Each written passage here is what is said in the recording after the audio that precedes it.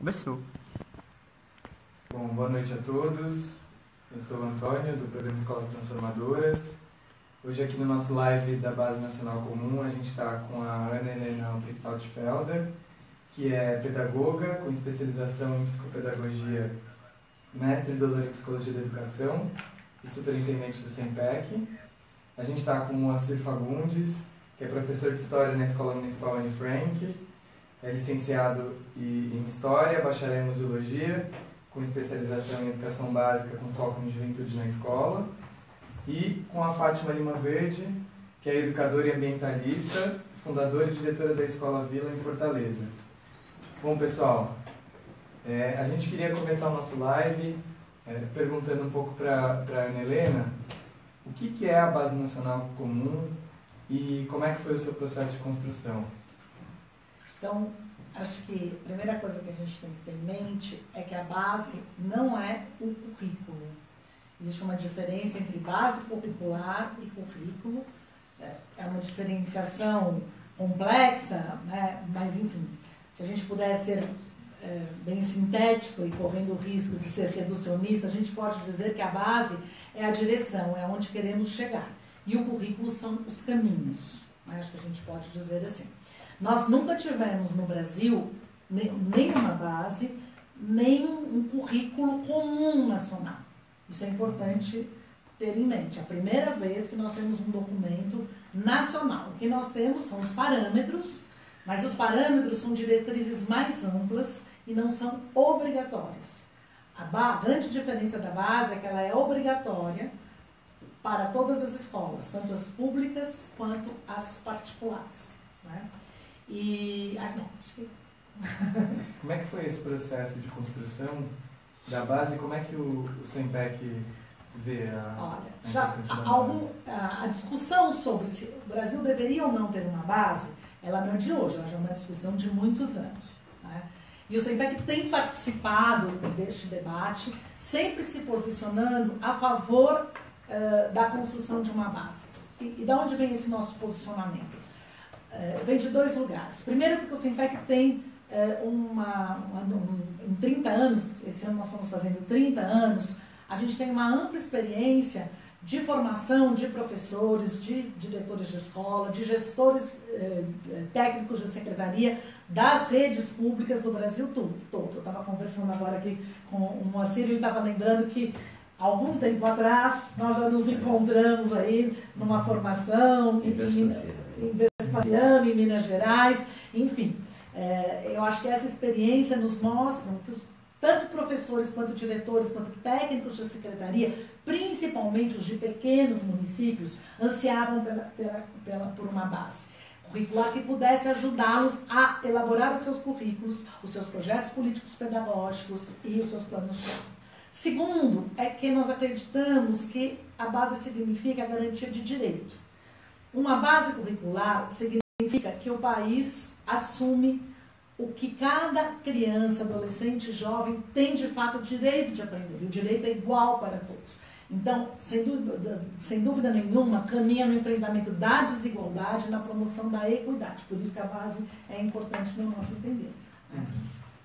Moacir, eu queria que você começasse trazendo um pouco para a gente como é que uma escola pública municipal da rede de Belo Horizonte, como no caso da Anne Frank, que, enfim, é uma escola transformadora, tem toda uma proposta pedagógica diferenciada, mas como é que a Anne Frank tem olhado para a discussão da base, tem encarado a possível existência aí da base? Antônio, primeiro, boa noite a todos e a todos.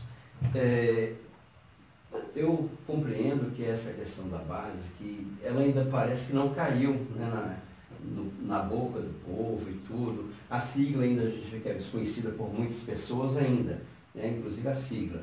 E acho que a gente está começando a trazer esse termo, esse debate para as escolas. A gente percebe que na academia esse debate já tem professores se posicionando, né? Mas em relação à escola, acho que está chegando agora. Acho que até esse debate é um momento, uma oportunidade de contribuição para tentar instaurar esse movimento de pensar a base, de criticar, de sugerir, né? Então, eu acho que a Anifranc vai se debruçar, precisa se debruçar sobre esse texto até para se posicionar, né? Acho que não dá para não tomar posição, não dá para nos omitirmos em relação a esse texto que é tão importante, né? Fátima, aí em Fortaleza, como é que está a acolhida da base? A discussão está em várias universidades, né? Tem muita gente discutindo sobre isso. Eu acho que, assim, como a gente tem uma base comum num país como o Brasil, né? Com essa diversidade toda, eu acho que é uma coisa que a gente precisa ver e procurar entender. Por exemplo, o trabalho que eu fiz no município aqui de Beberibe, eu trabalhei em 3 escolas municipais. Uma mais para o lado do sertão, que tinha uma cultura totalmente quilombola, e outra a 25 quilômetros, com a cultura totalmente indígena. A terceira também, que era do lado da praia, a cultura era indígena. E o que eu percebi ao longo dos 4 anos que eu trabalhei nessas 3 comunidades, é que, assim, a distância de uma para outra era mínima, mas a cultura era totalmente diferente, né?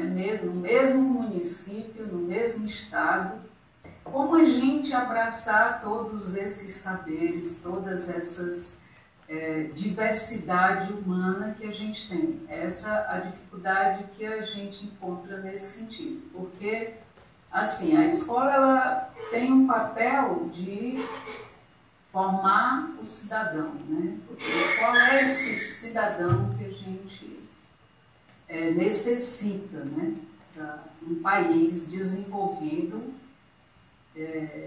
que tenha a sua população vivendo dignamente. Porque eu acho que se a educação não exercer esse papel, de nada adianta a gente ter um país desenvolvido economicamente quando as pessoas vivem indignamente. Então, assim, eu vejo que o nosso papel como educador é exatamente tentar melhorar o mundo. Se o conhecimento, a informação não tiver a serviço do bem-estar da população, eu não vejo sentido educar. Até porque informações, conteúdos curriculares, tudo isso aí já está disponível até nas comunidades mais pobres. As pessoas já têm internet, já se quer aprender ou saber alguma coisa, ela tem esse instrumento acessível. E eu penso assim, é um grande desafio, né, Ana, fazer essa base comum para essa diversidade toda. E como seria isso? Eu penso muito nessas questões, né? Assim, a gente precisa entender que os saberes, né, a diversidade, ela está presente em todo o nosso país, em cada canto do país, né?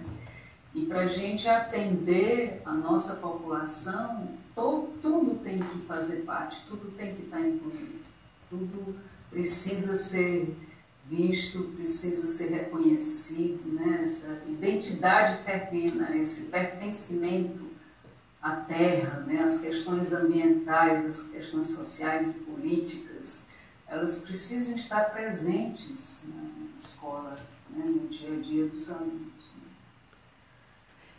Então eu vejo muito por aí, né? Eu queria justamente estender um pouco essa pergunta. Como é que a base abre precedente para essas regionalizações, essas apropriações da identidade? Veja, acho que tem 2 questões aqui. Uma que é teórica, como é que uma base, e a outra é como é que é essa base, né? Acho que tem que separar nesse sentido. Eu acho que a existência de uma base, ela não anula e não impede a questão da diversidade. Em nenhum momento, ao defender uma base, nós estamos defendendo um currículo igual e que todas as crianças aprendam todos os dias as mesmas coisas, independentemente do território onde elas moram, do estado onde elas vivem, da condição que têm, né? Acho que não é esta a ideia, mas a ideia é sim pensar exatamente no sentido do desenvolvimento humano, daquilo que ela tem direito, o que é que cada uma dessas crianças, adolescentes e jovens tem o direito. Então, por exemplo, respeitar a diversidade é uma coisa que nós queremos que todas as nossas crianças desenvolvam, independentemente da sua cultura. Acolher a diversidade, valorizar a própria cultura, valorizar o diferente, reconhecer a identidade, é alguma coisa que a gente quer que todos os nossos alunos e alunas desenvolvam. Então, eu acho que quando nós falamos de uma base curricular, nós estamos falando exatamente isso. Qual é o cidadão que nós queremos formar? Qual é a visão de mundo? Quem é esse cidadão? Como ele vai atuar? Como é que ele vai olhar para o outro? Qual é a sua inserção na sociedade? E sem dúvida nenhuma tem que ter um espaço para a sua cultura, para o seu contexto, para o seu território. Este diálogo ele é fundamental e ele não deve desaparecer com a existência da base. Por outro lado, tem alguns conhecimentos, era isso, nós estamos falando de conhecimento, que são importantes até para exercer o papel do cidadão. Toda criança, no meu entender, e todo cidadão tem o direito de aprender, por exemplo, a ler e escrever.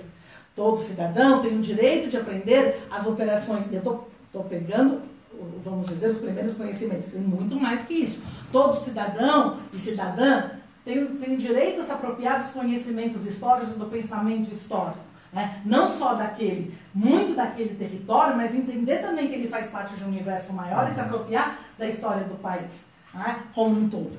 Mesmo a história do país, a questão da diversidade, não é só para os diversos, mas a história, por exemplo, das populações indígenas são importantes para todos nós. Nós todos somos constitutivas do povo brasileiro. Todos nós temos que aprender, não só os alunos que estão inseridos em uma comunidade indígena, a mesma coisa os quilombolas. Então, é essa discussão sobre o que é diverso, o que nós vamos compartilhar, acho que é disso que se trata discutir uma base. Agora, tem uma outra questão a colocar. Eu acho que quando a FAST coloca essa preocupação, porque a base é uma norma, ela vai normatizar. E eu acho que eu também usaria essa metáfora, Ana, de dizer que a base é onde nós queremos chegar, os currículos são os caminhos, né? Mas eu vejo um problema onde que a gente quer chegar. Porque pelo que é apontado, esse destino comum para a gente, que é apontado por essa base, eu acho que ela acaba se negando e se contradizendo. Aí quando você diz, eu concordo nisso aí, que o respeito ao outro, a alteridade, a empatia, isso é uma coisa comum que deve ser ensinado a todos, né? Tudo bem, concordo. Mas o próprio texto da base, a partir do momento em que ela suprime, em que ela retira algumas expressões, né? Alguns termos muito densos e carregados de significado e sentido, como a palavra etnia não aparece por uma vez nos fundamentos, né, na questão da história. Quando retira gênero e orientação sexual, aí eu acho que existe uma contradição. Nós queremos chegar num lugar comum, né, em que essa diversidade seja reconhecida, mas no corpo do seu texto, ela já deixa de reconhecer essa diversidade como precipa, como importante. Por isso eu estou fazendo a diferença entre o que uma base pode propor e essa base. Acho que a gente não deve fazer essa confusão. Não é? Uma coisa que teoricamente uma base pode apontar, outra coisa que esta base especificamente aponta. E aí quando eu estou dizendo isso é exatamente porque como a base ainda não foi homologada, ela ainda está em discussão, é exatamente este questionamento que pode e deve ser feito. Né? Acho que é importante pontuar esse último fato que você trouxe, né? Que essa base ainda não está aprovada, né? O que ainda pode mudar? O que está em aberto? Como é que está esse processo? A base foi enviada. É importante entender que nós estamos na terceira versão da base. Né? Então, a base começou a ser construída em 2014. Em 2015 houve um lançamento oficial pelo então ministro Renato Janine Ribeiro. a base foi lançada. A partir de então, houve um tempo onde essa base foi discutida, teve um site onde ela ficou disponibilizada, as pessoas puderam fazer contribuir, foram 12 milhões de sugestões, observações, se eu não me engano. A Universidade de Brasília, a UNB, fez então uma sistematização e a partir disso um grupo de especialistas se organizou para fazer a segunda versão. Então foi feita uma segunda versão. Essa segunda versão foi então entregue, foi o final da gestão do ministro Mercadante, se eu não me engano, foi entregue ao CNE, que é o Conselho Nacional de Educação, um DIME, que é a União dos Dirigentes Municipais de Educação, e CONSED, que é o Conselho dos Dirigentes Estaduais de Educação. Então essas 3 organizações se reuniram e a partir da segunda versão organizaram conferências estaduais, com a participação de estados e municípios que analisaram então essa segunda versão e produziram documentos, síntese de contribuições à segunda versão. Então, essa terceira versão, que é essa versão que está disponibilizada, ela foi elaborada a partir, então, das contribuições das conferências estaduais sobre a segunda versão. Essa terceira versão, ela foi entregue ao Conselho Nacional de Educação, certo? E agora, o Conselho Nacional de Educação está analisando. Ele está analisando nas suas câmeras, com os seus conselheiros, e vai realizar 5 conferências, audiências públicas nas 5 regiões do Brasil. Eu não tenho esse calendário aqui comigo, mas já está marcado. E o Conselho vai aprimorar, modificar, interferir na base a partir dessas audiências e a partir dos seus pareceres. E aí, então, a versão será enviada ao MEC. Eu acho só importante a gente dizer que nós não podemos nos esquecer também que a base, e de novo eu digo, uma base, não necessariamente esta base, ela tem um respaldo legal. Ela está prevista na Constituição Federal de 1988. Ela tem os marcos legais. Então, assim, a existência de uma base, ela foi amplamente discutida, mas ela tem marcos legais. Então, ela está na Constituição Federal de 1988. Ela está na nossa Lei de Diretrizes e Bases, a LDB. Ela está nas Diretrizes Nacionais de Educação. E mais que tudo, e que daí, na minha opinião pessoal, é o que dá mais legitimidade a ela, ela está no Plano Nacional de Educação.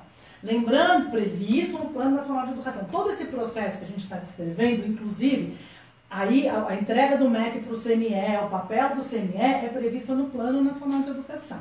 E o que a gente não pode esquecer é que o Plano Nacional de Educação, ele foi elaborado na CONAI a partir das conferências estaduais e municipais compostas por nós educadores. Então, o Plano Nacional de Educação ele tem a legitimidade. Né? Então, assim, a base, ela tá, a existência de uma base. Então, eu acho que, agora, que qualidade vai ter essa base, para onde, que caminho essa base está apontando, se é para o caminho desejável ou não, se é para o caminho de construir uma sociedade mais justa, mais igualitária, mais democrática ou não, isso eu acho super válido a gente discutir.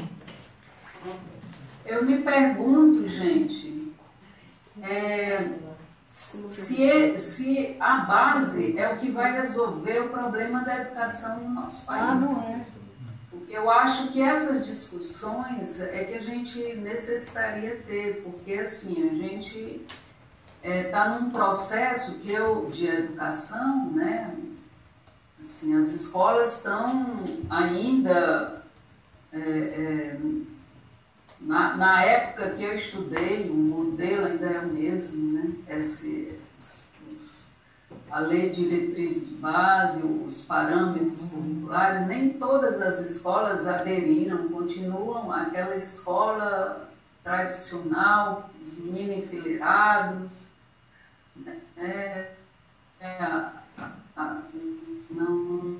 não rola, o professor está deprimido porque não consegue encantar os alunos, não consegue dar uma aula, os alunos não têm interesse. Então, eu vejo um problema tão grande na educação E eu fico pensando, né, todo um desenrolar para discussão da questão da base, e eu me pergunto, será que o problema da educação vai ser resolvido com essa base? Será que não existem inúmeras outras questões que o MEC, né, Conselho de Educação, poderia estar averiguando, estudando, pesquisando, né? Então, eu acho que a gente precisa também refletir mais sobre a questão da educação no nosso país. A gente precisa.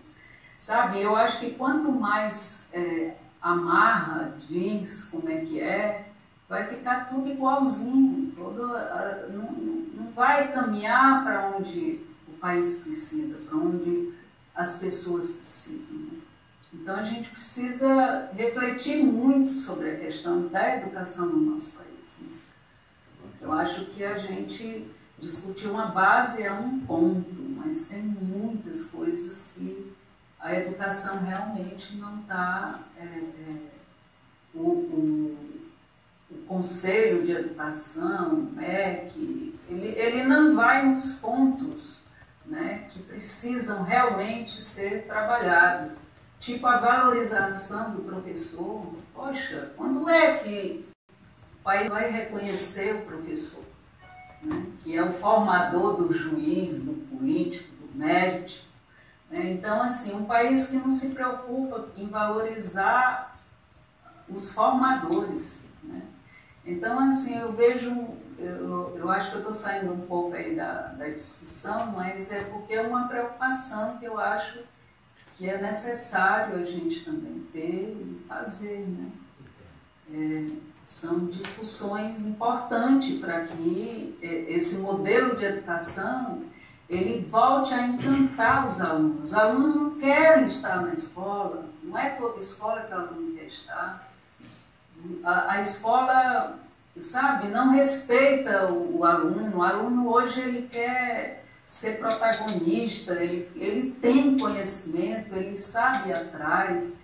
E continuar aquela aula, ele assistindo um professor destrinchar um conteúdo, isso para ele não é interessante. Então, acho que o problema da educação é muito maior e a gente precisa também ter um olhar mais sensível para todas essas questões. Acho que o ponto que você traz, Fátima, levanta um pouco o olhar do PNE como um todo, né?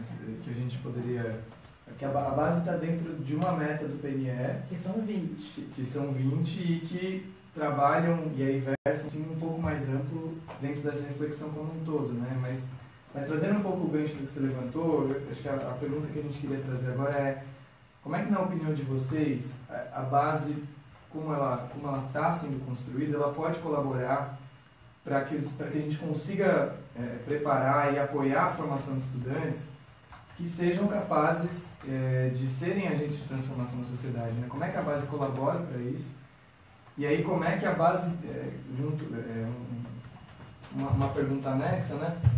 Como é que a base demanda também determinadas coisas da formação dos educadores e do olhar da escola sobre o processo educativo como um todo, que já são demandas de saída, né? Que o fato da base...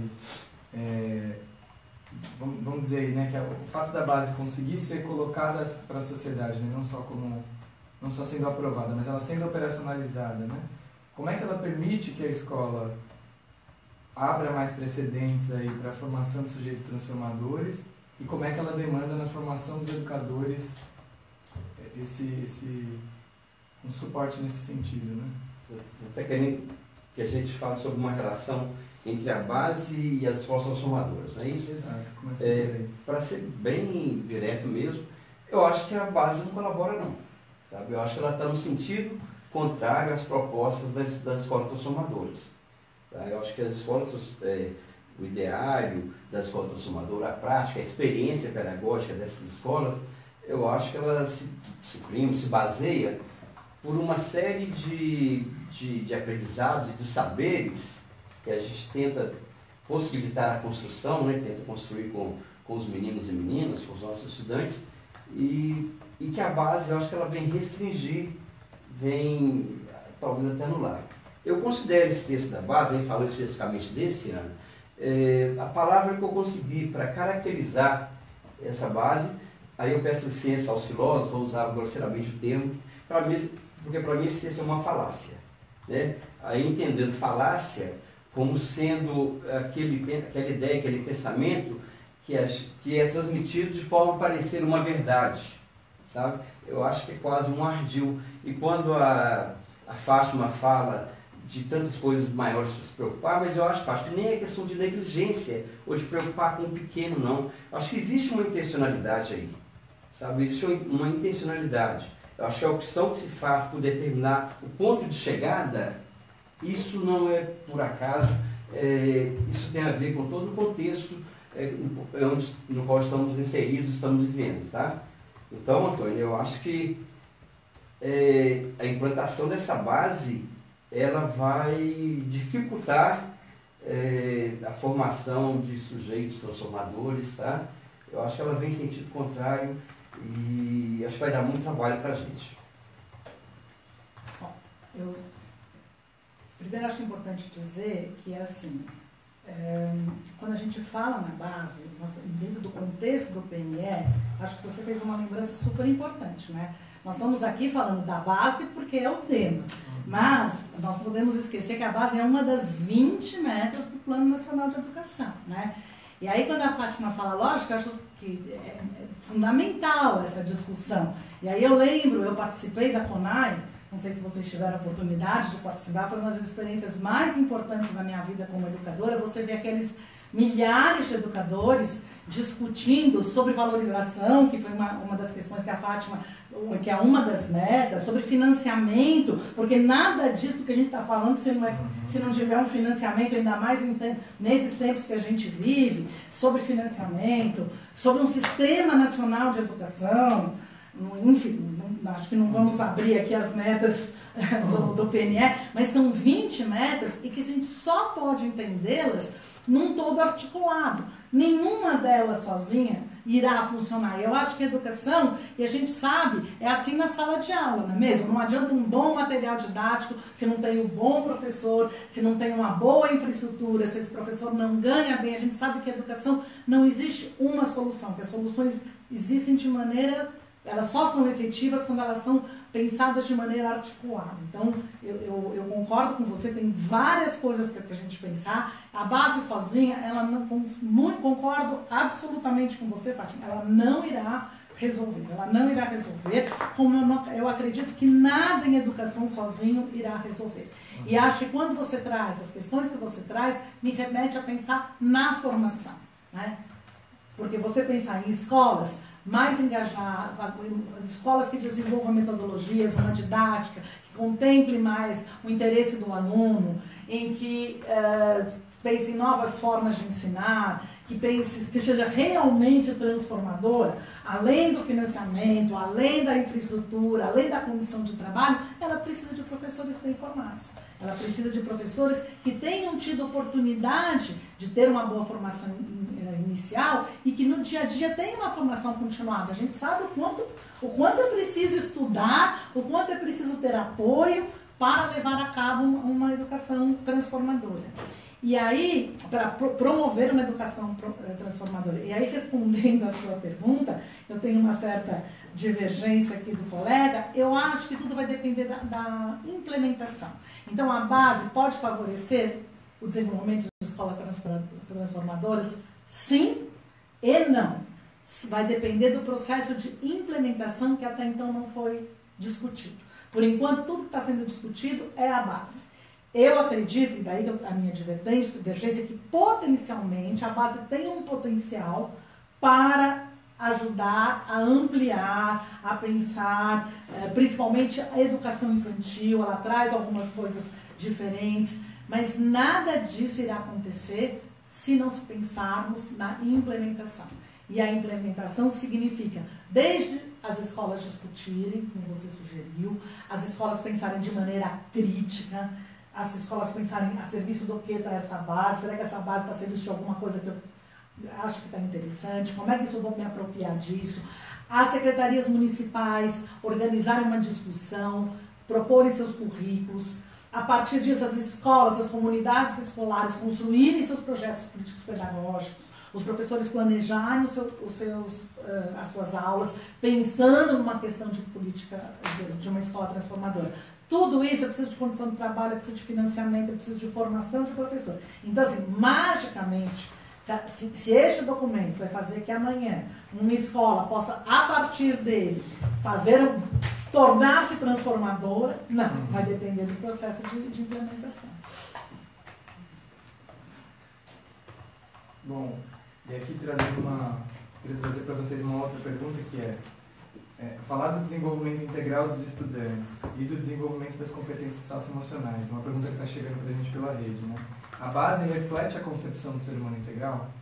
E aí eu acho que vale, de novo, fazer um pouco esse paralelo, né? De essa base que está sendo construída, né? Porque a base como um todo e a base que está sendo construída. Olha, como eu disse, a minha visão é cética e crítica em relação a esse texto, tá? Quando eu disse que considero esse texto uma falácia, e até complementando a resposta anterior, eu acho que a base vai asfixiar esse processo de modificação mais transformadora, tá? A impressão que deu quando eu li por algumas vezes esse texto é de que era um texto um tanto estranho. Numa primeira leitura mais rápida e rasa, a gente vislumbrava algumas coisas, algumas palavras-chave que são marcos que simbolizam avanços, tá? Mas parece que pegou-se um texto e foi salpicar algumas palavras-chave que denotam avanço, né? Mas para tentar até vender essa ideia de que a base ela é avançada, né? Ela avança em relação ao anterior. Eu tive o trabalho de comparar com a segunda versão. E aí a gente tem uma grande decepção, sabe? O que a gente vê, o que parece desse texto, é que ele próprio se consome, ele próprio se destrói. Porque como pregar a questão da formação integral, né, e o outro item que você falou, formação integral. Formação de sujeitos integrais, como é que a base reflete a concepção do ser humano integral? Pois ele cita várias vezes essa formação integral, né, mas ao mesmo tempo ele desconsidera essa integralidade, essa pluralidade do humano, sabe? Acho que entender o ser humano de forma integral é entender a sua posição no mundo, a sua identidade, né? As suas orientações, os seus desejos até. Então, a partir do momento em que a base se cala em relação à cultura afro-brasileira, né? Se cala em relação à questão da orientação sexual, da questão de gênero, apenas cita algumas vezes. Né? A partir do momento que ela se cala, acho que ela está negando esse ser de forma integral, essa formação da integralidade do ser humano. Tá? Então, é isso que eu penso em relação a essa base, que para mim ela não contribui, não. Ao contrário, ela gera um grande problema e que a gente vai ter que lutar bastante para desconstruir. Então, eu vejo assim, essa questão de você desenvolver o ser humano na sua inteira.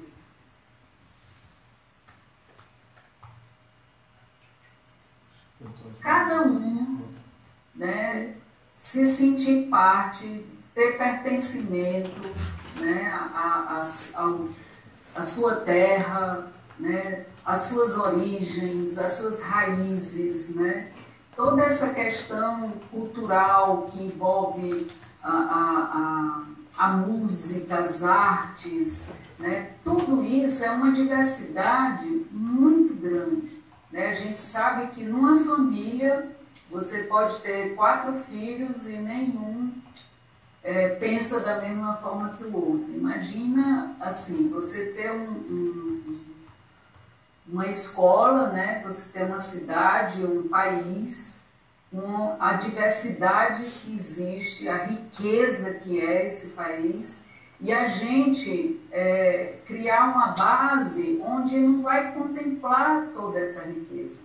A gente precisa entender que a como eu falei dessa experiência numa comunidade, no mesmo município, e a diversidade ser tão grande, eu própria me assustava com o que cada culminância de projeto trazia, né? Aquela cultura que eu própria imagina a riqueza que é esse país, cada canto desse país, né? E como essa base irá atender a toda essa diversidade. E como a gente vai incluir todos, como a gente vai trabalhar as questões emocionais, sociais, né?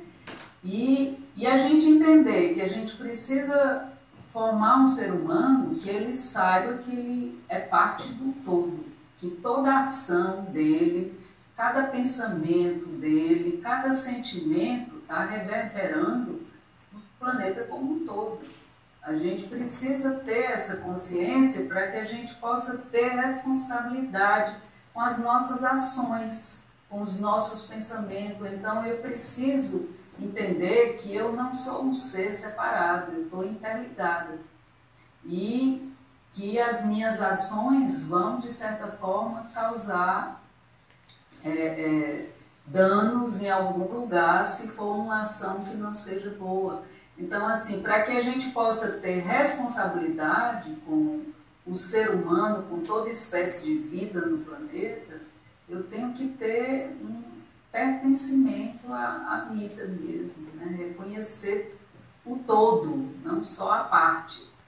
Então, assim, uma coisa que vai ser uma base para todo um país, eu não consigo, com a minha visão transdisciplinar, eu não consigo ver uma coisa só, né? Assim, eu vejo que a gente vai perder muito, realmente, em vários sentidos. Né? Eu acho que tem um ponto que é importante, né, a gente lembrar também de como a base abre precedente para alguns conhecimentos regionais, né? Agora, como isso vai se implementar e como isso vai ser consolidado é que ainda está muito em aberto, né?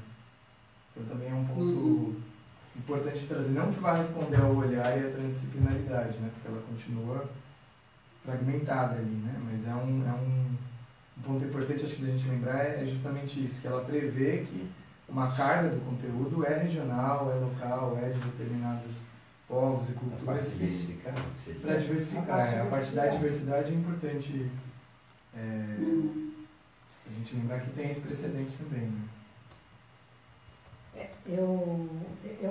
Esse é um ponto de preocupação. A base não se propõe, e nem poderia se propor, a trazer a parte diversificada, exatamente a parte comum. Existe a orientação que ela dá conta de 60% e os outros 40% seriam por conta de cada escola, cada secretaria. Embora eu não consiga entender exatamente como é que essa conta é feita, nem sei se alguém fez essa conta exatamente, e aí eu acredito que este é um certo risco, porque não existe na nossa cultura da escola, a valorização do diversificado do local. Na tradição da escola, a escola acaba dando os currículos convencionais. Né? Nós fizemos no SEMPEG a análise dos currículos estaduais. Nós analisamos 27 currículos estaduais. Não eram 27 que 2 não tinham, 25. E qual não foi a nossa surpresa a encontrar pouquíssima diferença entre eles, nos estados. Né? Então, a partir da base, depois da base, sem dúvida nenhuma, e aí eu acho que é um caminho importante se a gente pensa nas escolas transformadoras, é preciso um trabalho de apoio técnico, subsídio, insumos financeiros e técnicos para os municípios poderem desenvolver seus trabalhos da valorização da cultura local, desse sentimento de pertencimento que a Fátima está mencionando, porque não é parte, de novo, da nossa cultura e muitas vezes os próprios professores, gestores, eles não têm essa formação para saber como trabalhar dessa forma. Então, assim, escolas que caminham nessa direção, que fazem um trabalho bem feito, não é? São importantes porque elas são incentivo, não modelo, porque eu acho que cada um tem a sua forma de fazer, mas elas mostram possibilidades, né? E que mostram a importância que isso tem. Então, eu não vejo como alguma coisa que é antagônica. Eu vejo a base garantindo direito e abrindo possibilidade para que essa diversidade possa crescer e possa ser trabalhada. Eu vejo as duas coisas de forma articulada, que elas caminham juntas. E não é um de manhã, né? Eu acho que nisso ela avança, a base avança em direção à educação integral. Porque ela não está falando de uma escola em tempo integral, que é a tendência que está acontecendo hoje em dia, com as crianças em tempo integral na escola, e tempo integral quer dizer mais matemática, mais português, mais história, mais geografia, sem se dar conta que existem outras linguagens que são importantes, tanto importantes quanto, sem dar conta de sair de fora da escola, que vocês estavam mencionando, de circular pelo entorno, de outras atividades. Então, acho que a base mostra isso. Nós estamos falando de desenvolvimento integral, nós não estamos falando em escola integral, nós estamos falando de tempo, mas nós estamos falando do desenvolvimento de diferentes aspectos que são os sociais, os emocionais, os físicos. Eu acho que a concepção de educação integral, se isso depois se materializa nas disciplinas, nós vamos ter que olhar, mas a concepção posta de educação integral no documento introdutório da base, e aí você me desculpa, eu li, eu acho que eu não me peguei por palavras isoladas, vocês estão me iludindo. Eu li, e olha que eu tenho aí um baita estudo de educação integral, de concepção. Eu li, me parece que o que está posto lá está afinado com as concepções de educação integral mais progressistas. Né? Posso? Claro. Pois é, né? Eu acho que quando eu fiz, claro que eu considero, respeito e valorizo sua competência, seu estudo sobre isso. Quando eu fiz esse estudo da base, eu tive o trabalho, o cuidado de fazer uma comparação de algumas, em parte, né, com a segunda versão, que também foi muito criticada, sabe? E aí, nessa comparação, mostrou para mim a grande discrepância que existe em termos de avanços, ou de ações, ou de pensamentos que chamam mais plurais e que chamam mais para andar para frente, sabe? E quando eu falo, eu quero dizer do lugar da história, que é a minha área de atuação, né? Então, para ser sincero, eu me demorei um pouco mais tempo, e dediquei mais tempo à análise da proposta para a história em todos os anos iniciais. E aí, quando a gente faz o que eu percebi, e aí o que eu venho propor como professor de história, como historiador, e garanto para vocês que essa fala não é só minha, são de muitos companheiros de história, em relação a esse texto, o que eu tenho a propor é uma subversão dessa base. Eu acho que os professores de história, de filosofia, professores de humanas, já durante a história do nosso país, da educação do nosso país, houve momentos na época da ditadura militar em que tinha moral cívica, né, em que a gente conseguia subverter as orientações de trabalhar a moral cívica. A gente subvertia isso em sala de aula. Eu acho que vai ser preciso que a gente retome essa prática de subverter e desconstruir isso aí. Porque na história o que aconteceu para a gente, o primeiro momento, quando eu li, eu falei, bom, parece o sumário do livro de história do Borges Hermida, que era da década de 60 e 70. O que acontece? Foi um retrocesso imenso, porque supervalorizou, nessa proposta aqui da terceira versão, supervalorizou o fato histórico, o evento histórico. A gente pega um termo da museologia e até do marxismo também, o fato histórico ele foi transformado em fetiche. Ele é tão supervalorizado que ele acaba ofuscando todo o processo, os sujeitos e o processo que fez com que ele acontecesse. Tá?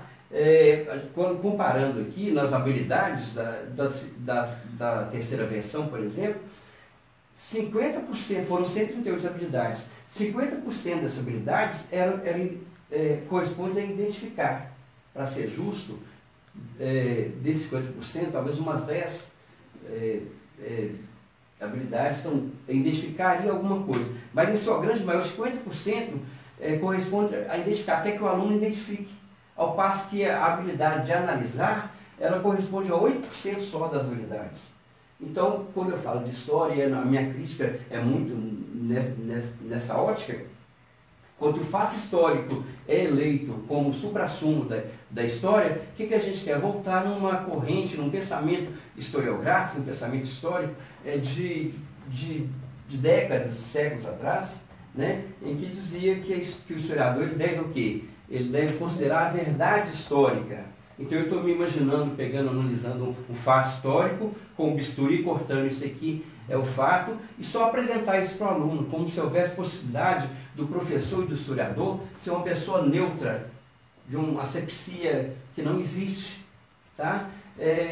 Ele impede, por exemplo, ele diz que é só como se fosse apresentar. Então, a função do profissional, do professor, do historiador, é justamente criticar, é julgar. Então, ele impede que você se posicione. E aí, quando entra a questão da parte versificada, gente, porque quando a gente vê, quando é uma norma, porque pense bem, Ana e Fátima, os livros didáticos sendo implementados, os livros didáticos virão todos com aquele selinho, de acordo com a BNCC, terceira versão do BNCC. Eles vão ser reescritos, se bem que não precisaram ter muitas alterações, né? Mas ser reescrito com base nesse documento. Está dizendo também da formação dos professores. Então, a formação continuada e a academia também, ela deve se basear nesse documento. Então, eu acho que isso aí vai impedir, vai asfixiar essa questão dessa parte versificada. Porque quando for cobrar, vai ser cobrado em cima dos 60%, que é a base comum, que é o núcleo comum. Bom, eu queria trazer uma outra pergunta, talvez a última. Na verdade, eu vou trazer duas juntas, que são sobre educação infantil, da Wanda e da Ana Paula. A Wanda pergunta, gostaria muito que vocês trouxessem questões referentes à educação infantil, né, no momento em que se muda o foco para a experiência do professor de educação infantil, como é que a base está olhando para isso? E aí a Ana Paula complementa... Desculpa, como é que é? Como é que a base está olhando para a educação infantil? E aí, a Ana Paula complementa, qual que é o entendimento de vocês sobre o preparo que os alunos da educação infantil precisam ter para ingressar no fundamental com a Base Nacional Curricular Comum?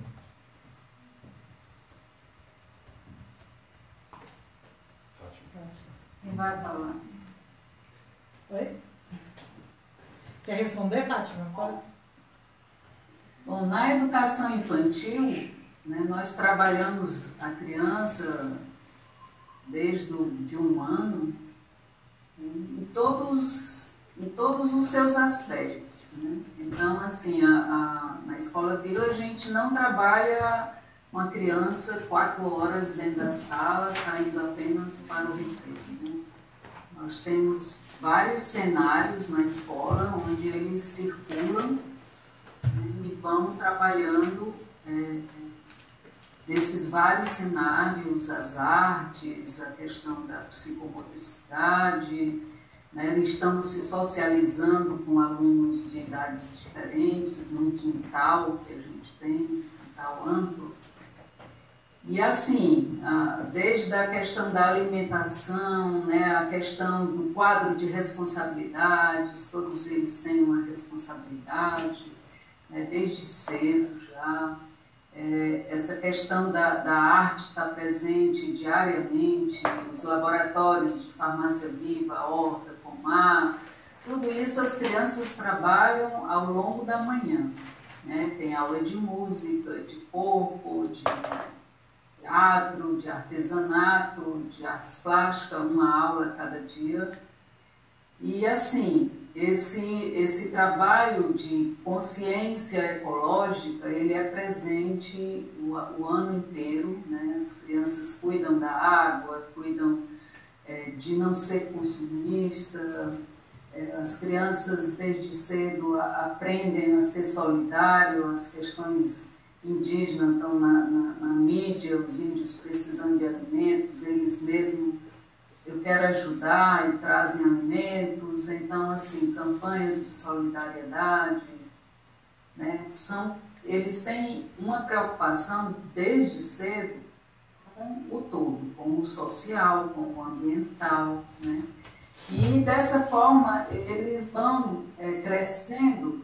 Lógico que a gente não vai trazer para as crianças do infantil todas as dificuldades que o povo brasileiro enfrenta, de falar de questões que para eles são chocantes. A gente mostra também tudo, a natureza.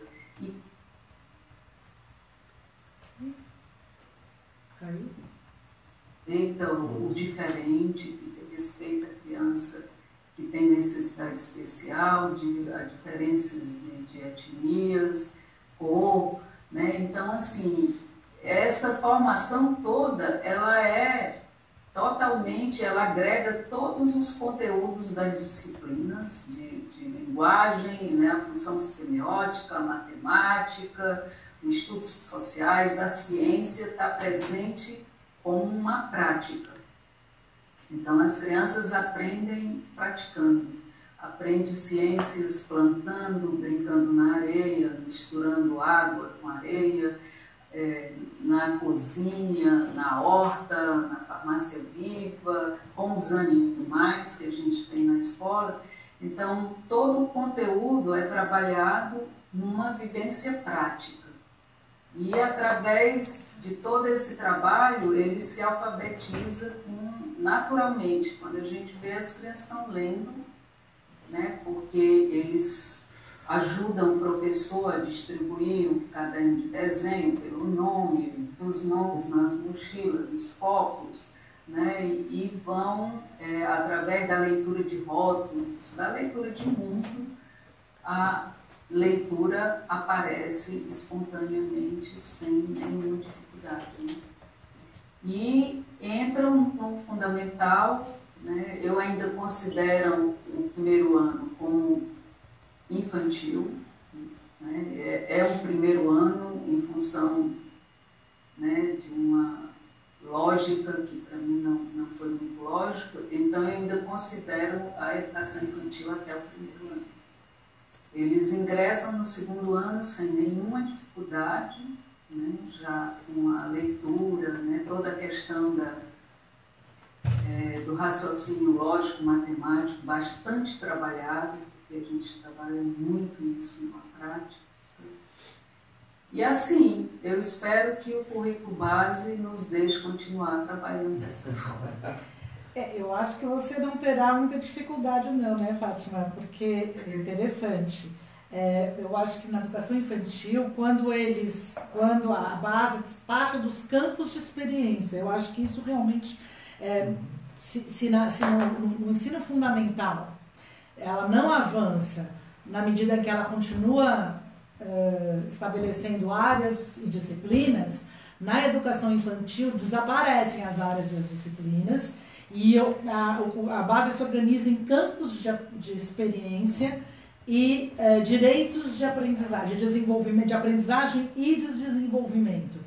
Então, todas as competências e habilidades e conhecimentos, elas são organizadas nesses campos de experiência. E acho que você tão bem falou, porque, na verdade, é na experiência que se dá a aprendizagem. Esses campos de experiência são muito próprios dessa faixa etária. É o eu, o nós e o outro, o corpo, gesto e movimento, traços, sons e formas, os espaços e os tempos, a oralidade e o mundo da escrita, e os direitos de aprendizagem e de desenvolvimento é o conviver, o brincar, o participar, o explorar, o expressar e o conhecer-se. Então, me parece que na educação infantil, a organização da base, ela está, a lógica da organização da base, que vem desde a primeira versão, ela está bastante próxima da realidade, da necessidade da educação infantil, né? Imaginando que a gente está falando aqui de crianças de 0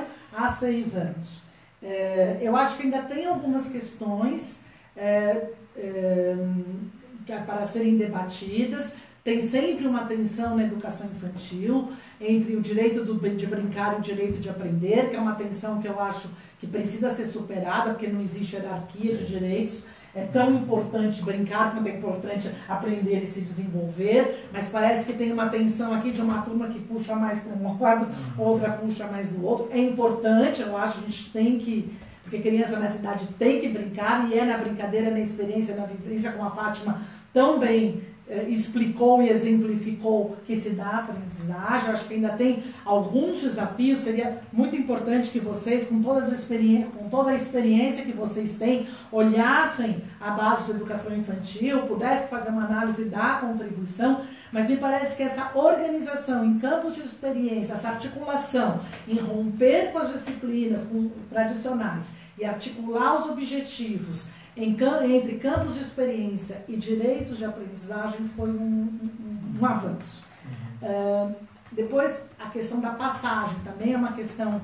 Quando é feito um bom, acho que aí a Fátima traz um exemplo bem claro. Quando o trabalho de educação infantil é bem feito, a passagem para o ensino fundamental, ela é natural. Eu só acho, e eu sempre defendo isso, eu acredito que a Fátima pode concordar comigo, tem que se tomar um cuidado, porque a educação infantil ela tem que estar a serviço das crianças, do desenvolvimento das crianças, e não de um preparo, de uma exigência do fundamental. E isso é o grande problema, muitas vezes, que acontece, né?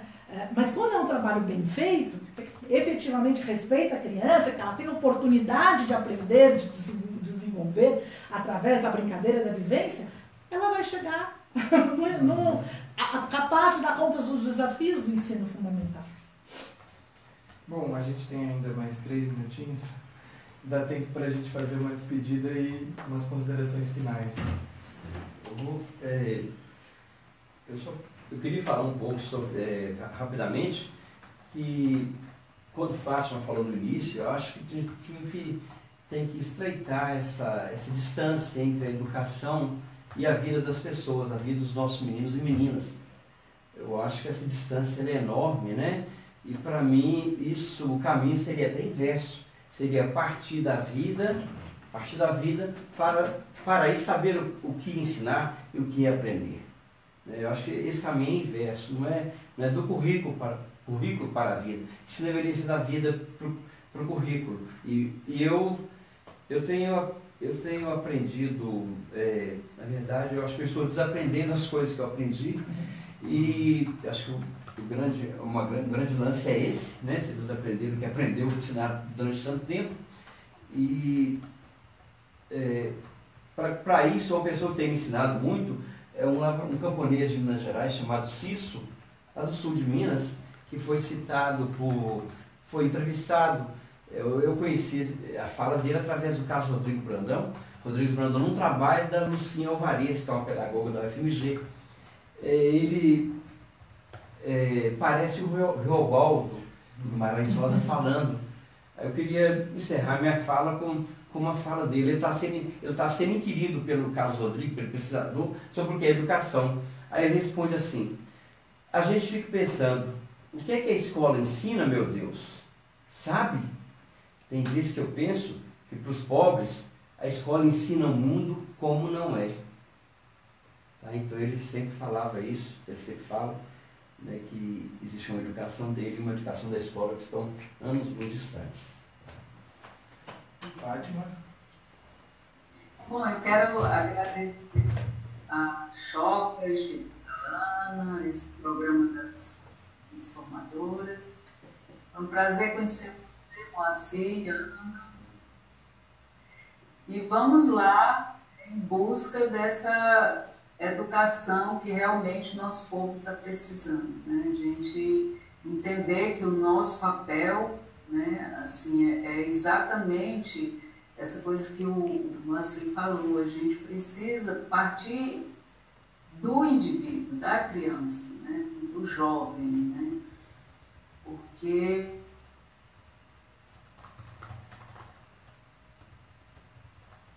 pergunta que meus alunos sempre faziam no fundamental é: para que eu tenho que aprender isso? Então, se eles não entendem a aplicabilidade desses conteúdos na vida deles, isso não faz o menor sentido.